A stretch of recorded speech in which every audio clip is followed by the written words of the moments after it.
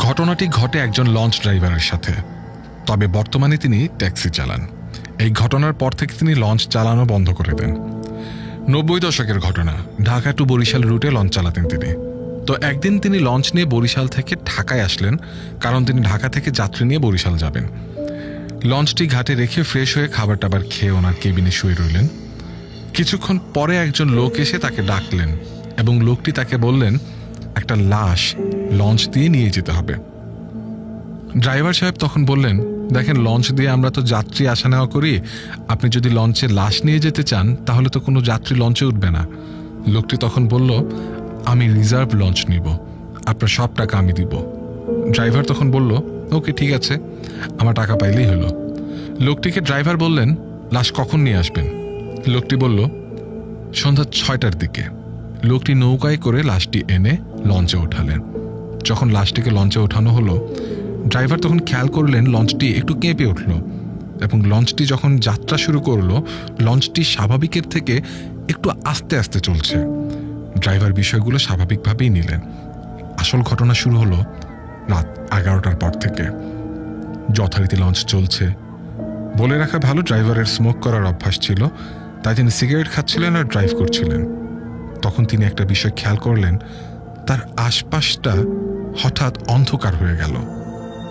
তার ড্রাইভিং রুমে একটা জানালা ছিল, তিনি জানালা খুললেন এবং বাইরে তাকালেন। তিনি দেখলেন বাইরেও সম্পূর্ণ অন্ধকার, কিছুই দেখতে পাচ্ছেন না তিনি। কিন্তু এত অন্ধকার হওয়ার কোনো সম্ভাবনাই ছিল না, কারণ রাতটা ছিল চাঁদনি রাত। তিনি আরও একটা বিষয় খেয়াল করলেন, তার আশেপাশে কোনো নৌকা ট্রলার কিচ্ছু নেই। মনে মনে ভাবলেন, অন্যদিন তো অনেক নৌকা অনেক আলো থাকে, আজ কেন এমন হচ্ছে? তখন তিনি লঞ্চের সার্চ লাইটটা অন করলেন, যেটি বেশি অন্ধকারের সময় অন করা হয়। কিন্তু তিনি এতেও অবাক হলেন, কারণ সার্চ লাইটটা দিয়েও কিছু দেখা যাচ্ছিল না, এত অন্ধকার ছিল। হঠাৎ তিনি শুনতে পান বাইরে অনেক কোলাহল, তাই তিনি রুমের দরজা খুলে বাইরে তাকালেন, আর যা দেখতে পেলেন তা দেখে পুরো ফ্রিজ হয়ে গেলেন। তিনি দেখতে পেলেন 20-25 জন লোক তার সামনে, অর্থাৎ লঞ্চের উপর হাঁটছে, দৌড়াচ্ছে। তাদের দেখে মনে হচ্ছে লোকগুলো যেন পাগল। লোকগুলোর কোনো বর্ণনাই তিনি দিতে পারেন নাই। তাদের মুখ ছিল খুবই বিভৎস, বিদঘুটে, পরনে ছিল সাদা কাপড়। লোকগুলোর অবস্থা এমন ছিল যে কোনো ত্রাণ বিতরণের সময় মানুষ যেমন হইচই করে কে কার আগে নেবে, ঠিক সেরকম।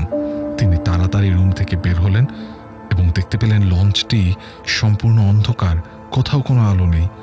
তাই তিনি ইঞ্জিন রুমে যান বেল বাজানোর জন্য, কিন্তু তিনি সেখানে গিয়ে দেখেন বেলের তারটা কাটা। এখানে আরও বড় ধাক্কা খান তিনি। ইঞ্জিন রুম থেকে যখন তিনি বের হয়ে আসবেন তখন তিনি খেয়াল করেন একটা সাদা কাপড়ে মোড়ানো কি যেন তার দিকে তাকিয়ে আছে। তিনি ভালো করে খেয়াল করে দেখেন এটা হলো সেই লাশটি যেটিকে লঞ্চে ওঠানো হয়েছিল। তা দেখে তিনি আর দাঁড়িয়ে না থেকে এক দৌড়ে লঞ্চের স্টাফদের কেবিনের দিকে ছুটে যান এবং স্টাফদের ডাকতে থাকেন। স্টাফরা বের হওয়ার পর তিনি জিজ্ঞাসা করেন লাশ কই, কিন্তু স্টাফরা বলে লাশ তো কফিনের ভেতরের জায়গাতেই আছে। সবাইকে নিয়ে তিনি লাশের কাছে যান, গিয়ে দেখেন সবই ঠিক আছে, আলো জ্বলছে, কোথাও কোনো কোলাহল নেই। তবে তিনি একটা বিষয় খেয়াল করেন, সেটা হলো রাত প্রায় 3টা বাজে আর লঞ্চটিও অলরেডি পদ্মা প্রায় পার হয়ে গেছে। এখানে 11টা থেকে 3টা, মাঝে 4 ঘন্টা সময়, আর লঞ্চটি ছিল মেঘনায়। কিভাবে পদ্মা পার হয়ে গেল তিনি কিছুই মিলাতে পারছিলেন না। কিন্তু ঘটনাটা এখানেই শেষ হলো না। লঞ্চ যথারীতি এগিয়ে যাচ্ছে। হঠাৎ ভোলার কাছাকাছি এসে লঞ্চটি থেমে গেল। তিনি খেয়াল করে দেখেন লঞ্চটি একটি চরের মধ্যে আটকিয়ে গেছে, কিন্তু এটা মোটেও সম্ভব ছিল না, কারণ তখন ছিল ভরা বর্ষা আর নদীতে পানি থই থই করছিল।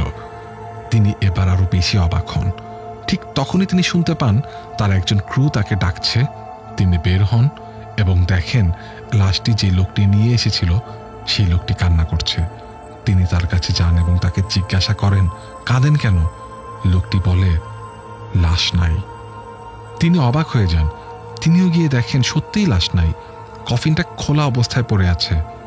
তখন তিনি বলেন, কি আজব, লাশ কই গেল? মাঝ নদীর মধ্যে তো কেউ লঞ্চ চুরি করতে আসবে না, আর এটা সম্ভবও না। কিন্তু লাশ নেই তো নেই, সম্পূর্ণ গায়েব। তখন লোকটিকে জিজ্ঞেস করেন কি হয়েছিল। লোকটি বলে লঞ্চটি যখন থেমে গিয়েছিল আমি তখন দেখতে যাই সমস্যাটা কি হয়েছে। আমি লঞ্চের পাশ থেকে যখন দেখতে গেলাম ঘটনা কি হচ্ছিল, তখন দেখি লঞ্চটি চলতে শুরু করলো আর হঠাৎ একটা বিকট শব্দে লাশের কফিনটা খুলে গেল। আমি তৎক্ষণাৎ কফিনটার কাছে ছুটে গেলাম, গিয়ে দেখি কফিনে লাশ নেই। এই ঘটনা শোনার পর তারা সবাই খুব অবাক হয়ে যায়, তবে লাশটিকে আর খুঁজে পাওয়া যায়নি। তারপর থেকে লঞ্চ ড্রাইভারটি আর কোনো দিন লঞ্চ চালাননি। তিনি চাকরি ছেড়ে দেন এবং বলেন দরকার হয় ভিক্ষা করে খাবো, কিন্তু কখনো আর লঞ্চ চালাবো না। ভূত কথা। আপনার নিজের ভৌতিক অভিজ্ঞতাগুলোকে অন্যের কাছে পৌঁছে দিতে আপনার ঘটনাটি আমাদেরকে লিখে পাঠান রেডিও ফুর্তির অফিসিয়াল ফেসবুক পেজে মেসেজ করে অথবা অডিও ক্লিপ রেকর্ড করে। আমাদেরকে ইমেল করেও পাঠাতে পারেন ভূতকথা@radiofurti.fm।